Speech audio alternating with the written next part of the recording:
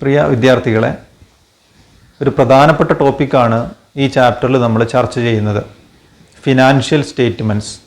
ഒരു financial year close ചെയ്യുന്ന സമയത്ത് അക്കൗണ്ടൻറ്റ് തയ്യാറാക്കേണ്ട ഏറ്റവും പ്രധാനപ്പെട്ട സ്റ്റേറ്റ്മെൻറ്റുകളാണ് financial statements or final accounts. ഈ ഫൈനൽ അക്കൗണ്ട് അതല്ലെങ്കിൽ ഫിനാൻഷ്യൽ സ്റ്റേറ്റ്മെൻറ്റ് തയ്യാറാക്കുന്നതിന് മുമ്പായി കുറേയധികം അക്കൗണ്ടിങ് പ്രോസസ്സിലൂടെ ആര് കടന്നു വരണം? അക്കൗണ്ടൻറ്റ് കടന്നു വരണം. ഫിനാൻഷ്യൽ ഇയർ തുടങ്ങുന്നത് മുതൽ അവസാനിക്കുന്നത് വരെ കുറേ അധികം അക്കൗണ്ടിങ് പ്രോസസ്സുകൾ ആര് ചെയ്യാനുണ്ട്? അക്കൗണ്ടൻറ്റ് ചെയ്യാനുണ്ട്. എന്തൊക്കെ പ്രോസസ്സുകളാണ് അക്കൗണ്ടൻറ്റ് ഒരു വർഷത്തിൽ ചെയ്യുന്നത് എന്ന് നമുക്ക് മനസ്സിലാക്കാം. അക്കൗണ്ടൻറ്റ് ചെയ്യേണ്ട ആദ്യത്തെ പ്രോസസ്സാണ് ഐഡൻറ്റിഫൈയിങ് ദ ഫിനാൻഷ്യൽ ട്രാൻസാക്ഷൻസ്. ആ ഫിനാൻഷ്യൽ ഇയർ നടന്നിട്ടുള്ള എല്ലാ ഫിനാൻഷ്യൽ ട്രാൻസാക്ഷൻസും അക്കൗണ്ടൻറ്റ് ഐഡൻറ്റിഫൈ ചെയ്യണം. പിന്നീട് ചെയ്യേണ്ടത് റെക്കോർഡിംഗ് ട്രാൻസാക്ഷൻസ് ഇൻ ജേണൽ. ഇങ്ങനെ ഐഡൻറ്റിഫൈ ചെയ്തിട്ടുള്ള ഫിനാൻഷ്യൽ ട്രാൻസാക്ഷൻസ് ഐഡൻറ്റിഫൈ ചെയ്ത് കഴിഞ്ഞാൽ അത് ജേണൽ എന്ന് പറയുന്ന പ്രൈമറി ബുക്കിൽ അത് രേഖപ്പെടുത്തണം. ഇപ്പോൾ ഡെബിറ്റ് അക്കൗണ്ടും ക്രെഡിറ്റ് അക്കൗണ്ടും ഒക്കെ കണ്ടെത്തി അത് ജേണൽ എൻട്രികളായി ജേണൽ എന്ന് പറയുന്ന ബുക്കിൽ രേഖപ്പെടുത്തണം. ആ രേഖപ്പെടുത്തുന്ന പ്രോസസ്സിനെ പറയുന്ന പേരാണ് ജേണലൈസിങ്. അങ്ങനെ ജേണലൈസിങ് എന്ന് പറയുന്ന പ്രോസസ്സ് കഴിഞ്ഞാൽ പിന്നീട് ചെയ്യേണ്ടത് posting to ledger accounts. Journal എൻട്രികൾ ലെഡ്ജർ അക്കൗണ്ടുകളിലേക്ക് പോസ്റ്റ് ചെയ്യണം. അങ്ങനെ ആ വർഷത്തെ എല്ലാ ജേണൽ എൻട്രികളും കറസ്പോണ്ടിങ് ലെഡ്ജർ അക്കൗണ്ടുകളിലേക്ക് പോസ്റ്റ് ചെയ്യണം. അതിനുശേഷം ബാലൻസിങ് ഓഫ് അക്കൗണ്ട്സ്. എല്ലാ ജേണൽ എൻട്രികളും പോസ്റ്റ് ചെയ്ത് കഴിഞ്ഞാൽ എല്ലാ അക്കൗണ്ടുകളും എന്ത് ചെയ്യണം? ബാലൻസ് ചെയ്യണം. അപ്പോൾ ഇത്രയും കഴിഞ്ഞാൽ ഇതുവരെ ചെയ്ത പ്രോസസ്സുകളിലെ അരിത്തമെറ്റിക്കൽ അക്യുറസി ഉറപ്പുവരുത്തുന്നതിന് വേണ്ടി നമ്മൾ എന്ത് തയ്യാറാക്കണം? ട്രയൽ ബാലൻസ് പ്രിപ്പയർ ചെയ്യണം. Preparing of trial balance. അങ്ങനെ ട്രയൽ ബാലൻസ് തയ്യാറാക്കി ഏതെങ്കിലും തരത്തിലുള്ള തെറ്റുകൾ ലൊക്കേറ്റ് ചെയ്തിട്ടുണ്ടെങ്കിൽ അത് റെക്ടിഫൈ ചെയ്യണം. ഈ ട്രയൽ ബാലൻസിനെ ബേസ് ചെയ്താണ് നമ്മൾ ഫിനാൻഷ്യൽ സ്റ്റേറ്റ്മെൻറ്റുകൾ തയ്യാറാക്കുന്നത്. Preparing financial statements. ഇങ്ങനെ അക്കൗണ്ടിങ് പ്രോസസ്സിൽ നിന്ന് കിട്ടുന്ന ഇൻഫർമേഷൻസ് അക്കൗണ്ടൻ്റ് എന്ത് ചെയ്യണം? ആ ഇൻഫർമേഷൻസ് ആവശ്യാനുസരണം ഓണർക്ക് കൊടുക്കണം, മാനേജേഴ്സിന് കൊടുക്കണം, ബാങ്കുകൾ, ഗവൺമെൻറ്, എംപ്ലോയീസ്, ഇങ്ങനെ ബിസിനസ്സുമായി ബന്ധപ്പെട്ട് പ്രവർത്തിക്കുന്ന എല്ലാ വ്യക്തികൾക്കും സ്ഥാപനങ്ങൾക്കും ആവശ്യാനുസരണം ഈ ഇൻഫർമേഷൻസ് പ്രൊവൈഡ് ചെയ്യുക എന്നുള്ളത് അക്കൗണ്ടൻറ്റിൻ്റെ ഒരു പ്രധാനപ്പെട്ട ജോലിയാണ്. ഇങ്ങനെ ബിസിനസ്സുമായി ബന്ധപ്പെട്ട് പ്രവർത്തിക്കുന്ന വ്യക്തികളെയും സ്ഥാപനങ്ങളെയും ഒരുമിച്ച് പറയുന്ന പേരാണ് stakeholders. A stakeholder is any person associated with the business. The stakeholders are also called users of accounting information who are normally classified as internal and external. ബിസിനസ്സിൻ്റെ പ്രവർത്തനത്തിൽ നിന്ന് എന്തെങ്കിലും തരത്തിലുള്ള ഗുണം ലഭിക്കുന്ന വ്യക്തികളെയും സ്ഥാപനങ്ങളെയും ഒരുമിച്ച് പറയുന്ന പേരാണ് സ്റ്റേക്ക് ഹോൾഡേഴ്സ്. ഈ സ്റ്റേക്ക് ഹോൾഡേഴ്സിന് പറയുന്ന മറ്റൊരു പേരാണ് യൂസേഴ്സ് ഓഫ് അക്കൗണ്ടിംഗ് ഇൻഫർമേഷൻ. ഈ സ്റ്റേക്ക് ഹോൾഡേഴ്സ് ആണ് അക്കൗണ്ടിംഗ് ഇൻഫർമേഷൻ പ്രധാനമായിട്ടും യൂസ് ചെയ്യുന്നത്. അപ്പോൾ ഈ അക്കൗണ്ടിംഗ് ഇൻഫർമേഷൻ യൂസ് ചെയ്യുന്ന ഈ സ്റ്റേക്ക് ഹോൾഡേഴ്സിനെ നമുക്ക് രണ്ടായിട്ട് ക്ലാസിഫൈ ചെയ്യാം: internal users and external users. ഇനി ഇന്റേണൽ യൂസേഴ്സിൽ ആരൊക്കെയാണ് വരുന്നത്, എക്സ്റ്റേണൽ യൂസേഴ്സ് ആരൊക്കെയാണെന്ന് നമുക്ക് പ്രത്യേകം മനസ്സിലാക്കാം. Internal users. ഇന്റേണൽ യൂസേഴ്സിൽ വരുന്ന ഏറ്റവും പ്രധാനപ്പെട്ട വിഭാഗമാണ് ഓണേഴ്സ്. ബിസിനസ്സിന് ആവശ്യമായിട്ടുള്ള ക്യാപിറ്റൽ പ്രൊവൈഡ് ചെയ്യുന്നവരെയാണ് നമ്മൾ ഓണേഴ്സ് എന്ന് വിളിക്കുന്നത്. They like to know profit and position of assets liabilities of business. അവർക്ക് പ്രധാനമായിട്ടും അറിയേണ്ടത് ബിസിനസ്സിൻ്റെ പ്രോഫിറ്റ് അവർക്ക് അറിയണം, ബിസിനസ്സിൻ്റെ ഫിനാൻഷ്യൽ പൊസിഷനും അവർക്ക് അറിയേണ്ടതുണ്ട്.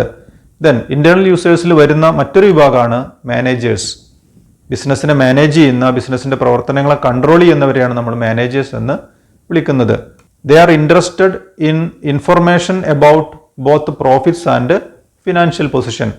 ഓണേഴ്സ് ആഗ്രഹിക്കുന്നത് പോലെ തന്നെ മാനേജേഴ്സും അവരുടെ തീരുമാനങ്ങൾ എടുക്കുന്നതിന് വേണ്ടി ബിസിനസ്സിൻ്റെ പ്രോഫിറ്റിനെ കുറിച്ചും ബിസിനസ്സിൻ്റെ ഫിനാൻഷ്യൽ പൊസിഷനെ കുറിച്ചുമാണ് അവർ പ്രധാനമായിട്ടും അറിയാൻ ആഗ്രഹിക്കുന്നത്. അപ്പോൾ ഇന്റേണൽ യൂസേഴ്സിൽ വരുന്ന ഏറ്റവും പ്രധാനപ്പെട്ട രണ്ട് വിഭാഗങ്ങളാണ് ഓണേഴ്സ് ആൻഡ് മാനേജേഴ്സ്. ഇനി ആരൊക്കെയാണ് എക്സ്റ്റേണൽ യൂസേഴ്സ് എന്ന് നോക്കാം. ഏറ്റവും പ്രധാനപ്പെട്ട എക്സ്റ്റേണൽ യൂസറാണ് government. Government needs information about profitability to levy taxes and to protect interest of stakeholders. ഇപ്പോൾ രണ്ട് ആവശ്യങ്ങൾക്ക് വേണ്ടിയിട്ടാണ് ഗവൺമെൻറ് അക്കൗണ്ടിംഗ് ഇൻഫർമേഷൻ ഉപയോഗിക്കുന്നത്. ഒന്ന്, സ്റ്റേക്ക് ഹോൾഡേഴ്സിൻ്റെ ഇൻട്രസ്റ്റ് ഈ ബിസിനസ് പ്രൊട്ടക്റ്റ് ചെയ്യുന്നുണ്ട് എന്ന് ഉറപ്പുവരുത്തുന്നതിന് വേണ്ടി. രണ്ട്, ആ ബിസിനസ്സിൽ നിന്നും കൃത്യമായ ടാക്സ് കളക്ട് ചെയ്യുന്നതിന് വേണ്ടി. മറ്റൊരു എക്സ്റ്റേണൽ യൂസറാണ് പ്രോസ്പെക്റ്റീവ് ഓണർ. ആരാണ് പ്രോസ്പെക്റ്റീവ് ഓണർ എന്ന് പറഞ്ഞാൽ? ഒരു ബിസിനസ്സിലേക്ക് പൈസ ഇൻവെസ്റ്റ് ചെയ്യാൻ ആഗ്രഹിക്കുന്നവരെയാണ് പ്രോസ്പെക്റ്റീവ് ഓണേഴ്സ് എന്ന് പറയുന്നത്. അവർക്ക് എന്ത് തരത്തിലുള്ള ഇൻഫർമേഷനാണ് ആവശ്യം വരിക? അവർ ഇൻവെസ്റ്റ് ചെയ്യാൻ ആഗ്രഹിക്കുന്ന ബിസിനസ് സ്ഥാപനങ്ങളുടെ കഴിഞ്ഞ വർഷങ്ങളിലെ പ്രോഫിറ്റ് അവർക്ക് അറിയേണ്ടി വരും. ദെൻ ആ ബിസിനസ്സിൻ്റെ ഫിനാൻഷ്യൽ പൊസിഷനും അവർക്ക് അറിയേണ്ടി വരും. ഇപ്പോൾ എക്സ്റ്റേണൽ യൂസേഴ്സിൽ വരുന്ന ഒരു വിഭാഗം യൂസേഴ്സാണ് പ്രോസ്പെക്റ്റീവ് ഓണേഴ്സ്. ദെൻ ബാങ്കുകൾ, പ്രധാനമായിട്ടും ബിസിനസ്സിന് പണം കടം കൊടുക്കുന്ന സ്ഥാപനങ്ങളാണ് ബാങ്കുകൾ. അപ്പം അങ്ങനെ കടം കൊടുക്കുന്ന സ്ഥാപനങ്ങളായതുകൊണ്ട് തന്നെ അവർ പ്രധാനമായിട്ടും അറിയാൻ ആഗ്രഹിക്കുന്നത് the adequacy of profits as an assurance of the return of loan back in time. ബാങ്കുകൾ പ്രധാനമായിട്ടും അറിയാൻ ആഗ്രഹിക്കുന്നത് ഈ ബിസിനസ്സിന് എത്രത്തോളം പ്രോഫിറ്റ് ഉണ്ട്. അപ്പോൾ അവർ കടം കൊടുക്കാൻ ആഗ്രഹിക്കുന്ന അല്ലെങ്കിൽ കടം കൊടുത്തിട്ടുള്ള ബിസിനസ്സിന് എത്രത്തോളം പ്രോഫിറ്റ് ഉണ്ട്, അങ്ങനെ കടം കൊടുത്തിട്ടുള്ള ലോണ് കൃത്യസമയത്ത് തിരിച്ചു കിട്ടുമോ എന്നാണ് അറിയാൻ ആഗ്രഹിക്കുന്നത്? ബാങ്കുകൾ അറിയാൻ ആഗ്രഹിക്കുന്നത്. അപ്പോൾ അക്കൗണ്ടിങ് ഇൻഫർമേഷൻ യൂസേഴ്സിനെ നമുക്ക് രണ്ടായിട്ട് ക്ലാസിഫൈ ചെയ്യാം: internal users and external users. ബിസിനസ്സിനകത്ത് തന്നെയുള്ള പ്രവർത്തിക്കുന്ന യൂസേഴ്സാണ് ഇൻറ്റേർണൽ യൂസേഴ്സ്.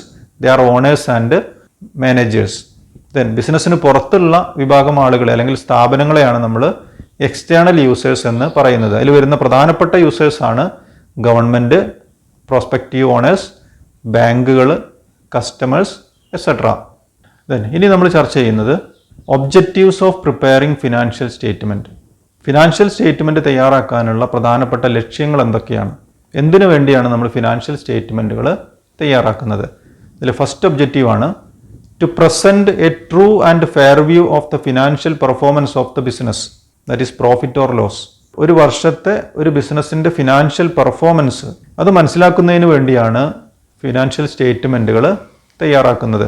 ഇപ്പോൾ ഫിനാൻഷ്യൽ പെർഫോമൻസ് എന്ന് പറയുമ്പോൾ ഒരു വർഷം പ്രവർത്തിച്ച് അവർക്ക് പ്രോഫിറ്റ് ആണോ ലോസ് ആണോ എന്ന് മനസ്സിലാക്കുന്നതിന് വേണ്ടിയാണ് ഫിനാൻഷ്യൽ സ്റ്റേറ്റ്മെൻറ്റുകൾ തയ്യാറാക്കുന്നത്. അങ്ങനെ പ്രോഫിറ്റ് ആണോ ലോസ് ആണോ എന്നറിയുന്നതിന് വേണ്ടി തയ്യാറാക്കുന്ന അക്കൗണ്ടിൻ്റെ പേരാണ് trading and profit and loss account. ആ trading and profit and loss അക്കൗണ്ടിന് പറയുന്ന മറ്റൊരു പേരാണ് ഇൻകം സ്റ്റേറ്റ്മെൻറ്റ്. ഇപ്പോൾ trading and profit and loss account തയ്യാറാക്കി ഓരോ വർഷത്തെയും പ്രോഫിറ്റും ലോസും കണ്ടെത്തുക എന്നുള്ളതാണ് ഫിനാൻഷ്യൽ സ്റ്റേറ്റ്മെൻറ്റ് തയ്യാറാക്കുന്നതിൻ്റെ ഏറ്റവും പ്രധാനപ്പെട്ട ലക്ഷ്യം. ദെൻ ഫിനാൻഷ്യൽ സ്റ്റേറ്റ്മെൻറ്റ് തയ്യാറാക്കുമ്പോൾ ഏറ്റവും പ്രധാനപ്പെട്ട രണ്ടാമത്തെ ലക്ഷ്യമാണ് to present a true and fair view of the financial position of the business. ഒരു ഫിനാൻഷ്യൽ ഇയർ കംപ്ലീറ്റ് ചെയ്യുന്ന സമയത്ത് ആ ബിസിനസ്സിൻ്റെ ഫിനാൻഷ്യൽ പൊസിഷൻ എന്താണ്, എത്രത്തോളം അസറ്റ് ഉണ്ട്, ദെൻ എത്രത്തോളം ലയബിലിറ്റീസ് ഉണ്ട്, ഓണറുടെ ക്യാപിറ്റൽ എത്രയാണ് എന്നൊക്കെ മനസ്സിലാക്കുന്നതിന് വേണ്ടിയാണ് ഫിനാൻഷ്യൽ സ്റ്റേറ്റ്മെൻറ്റുകൾ തയ്യാറാക്കുന്നത്. അപ്പോൾ അതിനുവേണ്ടി തയ്യാറാക്കുന്ന സ്റ്റേറ്റ്മെൻറ്റിൻ്റെ പേരാണ് ബാലൻസ് ഷീറ്റ്.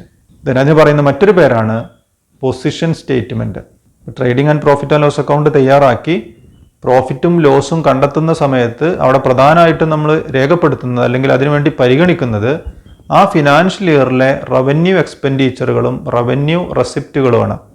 അതേസമയം ബാലൻസ് ഷീറ്റ് തയ്യാറാക്കുന്ന സമയത്ത് പരിഗണിക്കുന്നത് ക്യാപിറ്റൽ എക്സ്പെൻഡിച്ചറുകളും ക്യാപിറ്റൽ റെസിപ്റ്റുകളുമാണ്. Revenue expenditures and capital expenditures. ഇനി എന്താണ് റവന്യൂ എക്സ്പെൻഡിച്ചർ, എന്താണ് ക്യാപിറ്റൽ എക്സ്പെൻഡിച്ചർ എന്നത് നമുക്ക് പ്രത്യേകം മനസ്സിലാക്കാം. If the benefit of expenditure extends up to one accounting period is termed as revenue expenditure. Example payment of salary, rent etcetera. അപ്പോൾ ഒരു expenditure അതിൽ നിന്ന് കിട്ടുന്ന ബെനിഫിറ്റ് അത് ആ അക്കൗണ്ടിംഗ് പീരീഡിലേക്ക് മാത്രമാണെങ്കിൽ അത്തരം എക്സ്പെൻഡിച്ചറുകളെയാണ് റവന്യൂ എക്സ്പെൻഡിച്ചറുകൾ എന്ന് പറയുന്നത്. എക്സാമ്പിൾ പറയുകയാണെങ്കിൽ സാലറി, റെൻറ്റ് എക്സെട്ര.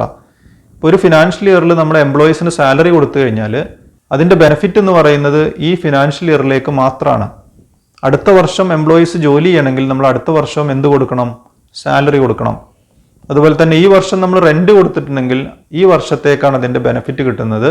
അടുത്ത വർഷവും റെൻറ്റ് കൊടുത്താലാണ് നമുക്ക് അടുത്ത വർഷവും ആ ബിൽഡിംഗ് ഉപയോഗിക്കാനുള്ള പെർമിഷൻ കിട്ടുന്നത്. അപ്പോൾ ഒരു വർഷത്തേക്ക് മാത്രം ബെനിഫിറ്റ് കിട്ടുന്ന എക്സ്പെൻഡിച്ചറുകളെയാണ് റവന്യൂ എക്സ്പെൻഡിച്ചറുകൾ എന്ന് പറയുന്നത്.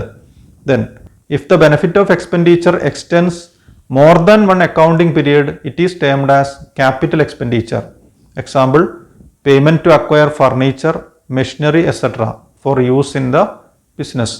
ഇനി ഒരു എക്സ്പെൻഡിച്ചർ, ആ എക്സ്പെൻഡിച്ചറിലൂടെ നമുക്ക് കിട്ടുന്ന ബെനിഫിറ്റ് ഒരു വർഷത്തിൽ കൂടുതലാണെങ്കിൽ, ഒരു അക്കൗണ്ടിംഗ് പീരീഡിനേക്കാൾ കൂടുതൽ കാലത്തേക്ക് നമുക്ക് ആ ബെനിഫിറ്റ് കിട്ടുകയാണെങ്കിൽ അത്തരം എക്സ്പെൻഡിച്ചറുകളെ പറയുന്ന പേരാണ് ക്യാപിറ്റൽ എക്സ്പെൻഡിച്ചർ. എക്സാമ്പിൾ പറയുകയാണെങ്കിൽ purchase of furniture, machinery etcetera.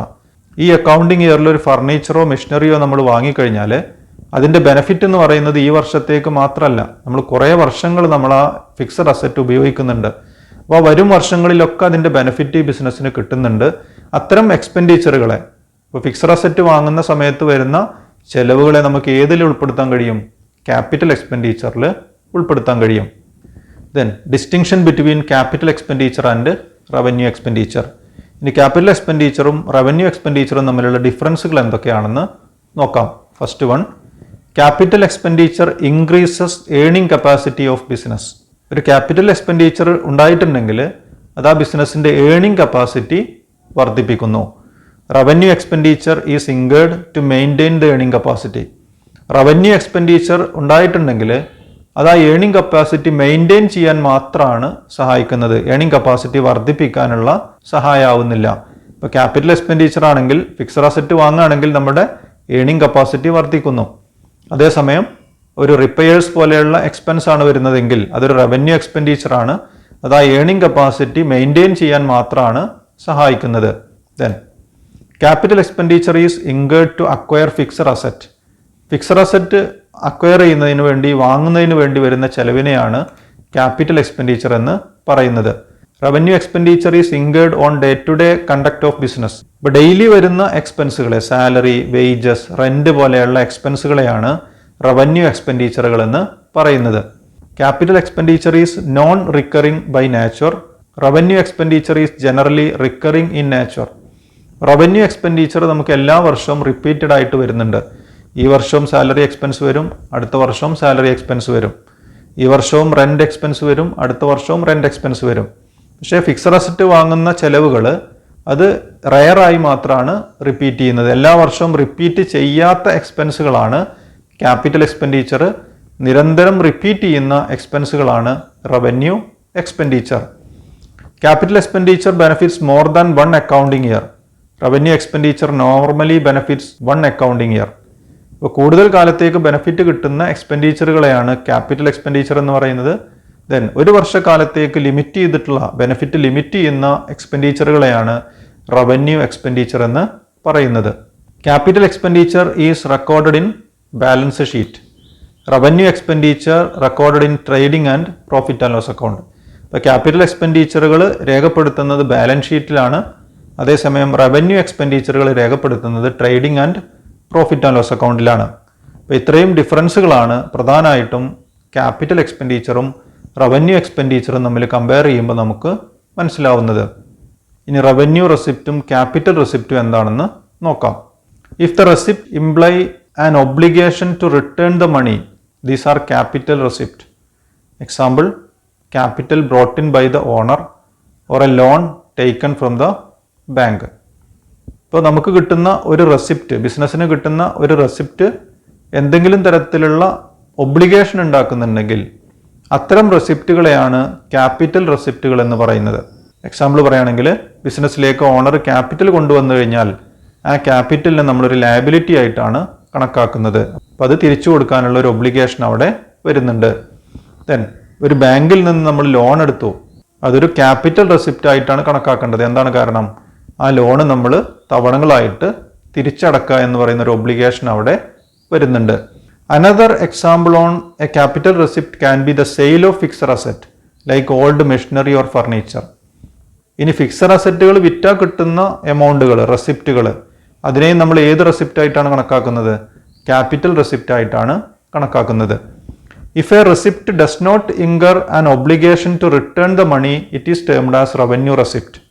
Example, sale made by the firm and interest received by the business. ഇനി നമുക്ക് കിട്ടുന്ന റെസിപ്റ്റിന് പ്രത്യേകിച്ച് ഒബ്ലിഗേഷൻ ഒന്നും വരുന്നില്ലെങ്കിൽ, തിരിച്ചു കൊടുക്കേണ്ട ഒരു ഒബ്ലിഗേഷൻ വരാത്ത റെസിപ്റ്റുകളെയാണ് റവന്യൂ റെസിപ്റ്റുകൾ എന്ന് പറയുന്നത്. ഇതിന് പ്രധാനപ്പെട്ട ഒരു എക്സാമ്പിളാണ് സെയിൽസ്. ഇപ്പോൾ നമ്മൾ സാധനങ്ങൾ വിറ്റു, നമുക്ക് ക്യാഷ് കിട്ടി, അതൊരു റെസിപ്റ്റാണ്, അത് റവന്യൂ റെസിപ്റ്റാണ്. അതൊരിക്കലും നമ്മൾ എന്ത് ചെയ്യേണ്ടതില്ല? തിരിച്ചു കൊടുക്കേണ്ടതില്ല. Commission received, interest received, rent received, ഇത്തരത്തിലുള്ള റെസിപ്റ്റുകളെല്ലാം റവന്യൂ റെസിപ്റ്റ് ആയിട്ടാണ് കണക്കാക്കേണ്ടത്. എന്താണ് കാരണം? ഈ റെസിപ്റ്റുകളൊന്നും നമ്മൾ തിരിച്ചു കൊടുക്കേണ്ടതില്ല.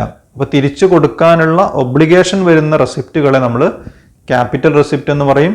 തിരിച്ചു കൊടുക്കേണ്ട ഒബ്ലിഗേഷൻ ഇല്ലാത്ത റെസിപ്റ്റുകളെ റവന്യൂ റെസിപ്റ്റുകൾ എന്നും പറയുന്നു. അതുപോലെ തന്നെ ഫിക്സഡ് അസറ്റുകൾ വിറ്റാൽ കിട്ടുന്ന റെസിപ്റ്റുകളെ നമ്മൾ ക്യാപിറ്റൽ റെസിപ്റ്റ് ആയിട്ടാണ് കണക്കാക്കേണ്ടത്. അപ്പോൾ ഇന്നത്തെ ക്ലാസ്സിൽ പ്രധാനമായിട്ടും 4 കാര്യങ്ങളാണ് നമ്മൾ ചർച്ച ചെയ്തത്. ഒന്ന്, stakeholders and their information requirement. ഒരു ബിസിനസ്സുമായി ബന്ധപ്പെട്ട് പ്രവർത്തിക്കുന്ന ഗുണഭോക്താക്കൾ ആരൊക്കെയാണ്, അവർക്ക് ഏത് തരത്തിലുള്ള ഇൻഫർമേഷൻസ് ആണ് ആവശ്യമുള്ളത്. Then objectives of preparing financial statement. Financial statement തയ്യാറാക്കുന്ന സമയത്ത് പ്രധാനമായിട്ടും 2 ഒബ്ജക്റ്റീവ്സ് ആണ് ഇന്ന് നമ്മൾ മനസ്സിലാക്കിയത്. Then financial statements or final account. പ്രധാനമായിട്ടും വരുന്ന 2 ഫിനാൻഷ്യൽ സ്റ്റേറ്റ്മെൻറ്റുകളാണ് നമ്മൾ പരിചയപ്പെട്ടത്. ഒന്ന് trading and profit and loss account, മറ്റൊന്ന് balance sheet. Then capital items and revenue items. ഇപ്പോൾ ഫിനാൻഷ്യൽ സ്റ്റേറ്റ്മെൻറ്റ് തയ്യാറാക്കുന്ന സമയത്ത് ക്യാപിറ്റൽ ഐറ്റംസും റവന്യൂ ഐറ്റംസും നമ്മൾ വേർതിരിക്കേണ്ടതുണ്ട്. ക്യാപിറ്റൽ ഐറ്റംസ് ബാലൻസ് ഷീറ്റിൽ രേഖപ്പെടുത്തണം, revenue items trading and profit and loss അക്കൗണ്ടിലാണ് തയ്യാറാക്കേണ്ടത്. അപ്പോൾ ഇന്ന് ചർച്ച ചെയ്ത ടോപ്പിക്കിൽ എന്തെങ്കിലും ഡൗട്ടുകൾ ഉണ്ടെങ്കിൽ നിങ്ങൾ കമൻറ്റ് ചെയ്യാം. അടുത്ത ക്ലാസ്സിൽ നമുക്കൊരു ട്രേഡിംഗ് അക്കൗണ്ട് തയ്യാറാക്കാം. ഓക്കെ.